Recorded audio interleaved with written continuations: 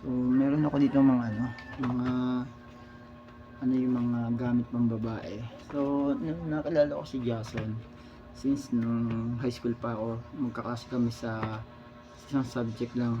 Kasi di ba pag third year ka, fourth year, yung third year ako, automotive ako. Fourth year naman, naging welder, yung technology home economics.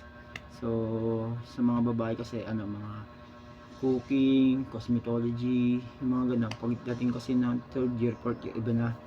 So, naging classmate ko siya dun sa automotive. And with that, nung tapos na kami ng school, nagtrabaho naman niya, driver, mekaniko din siya. So, may alam, and then, drive. Yun, tapos nakaka-vibes ko siya dahil mahilig ako sa religion. So, kung ano ng mga inatinan ko din. And with that, ibig sabihin nagsasaliksik talaga. Then yun, na-meet ko siya, and then naging ka-close. So yung kapatid niya nagkaasawa, tapos yung kapatid niya nag-abroad din, Korea, tapos nagkaasawa nga dito din sa Pilipinas yung nag-asawa niya. Yung mga gamit niya napapunta sa akin, kaya madami akong gamit. Tapos yung ibang gamit ko binebenta ko din.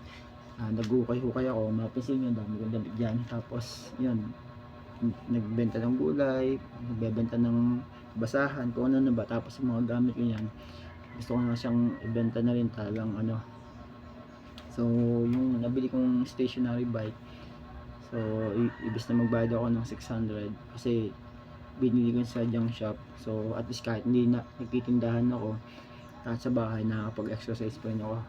Sports minded din talaga ako eh.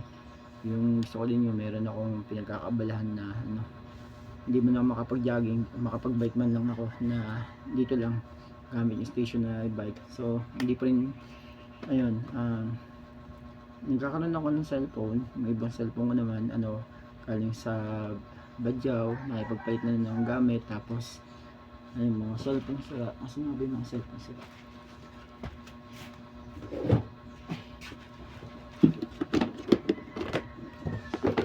Yung ganyan, yung mga cellphone na ganyan, yung keypad. So pag pinag ko yan, kapalit din yan yung mga cellphone gana. Isang cellphone lang, tapos babayaran pa siya ng pera. So yung pang-vlog ko, yung cellphone ko, ano lang yan, yung cellphone ko pang-vlog, yun yung pinaglumaan ng anak ko. And then bumili ako ng cellphone. So syempre madali na siyang mabasag.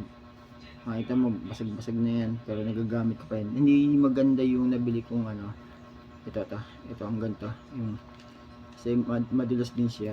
So anyway, mas maganda pa nga Vivo yung ito, yan. So mas maganda pa nga ito lang, huwag ko nang gamitin to, nadulas dito. Oo nga, hindi siya maganda, mas maganda pa nga ganito ay. So yun, anyway, yan naman dito, para huwag niyang siyang yung support lang nito, huwag lang siyang magasgasan, kaya bubuli pa rin ako. Pero parang mas maganda pa nga yung walang cover. So yun lang naman, and sinishare ko lang yung kwento ng lives ko. So that's it.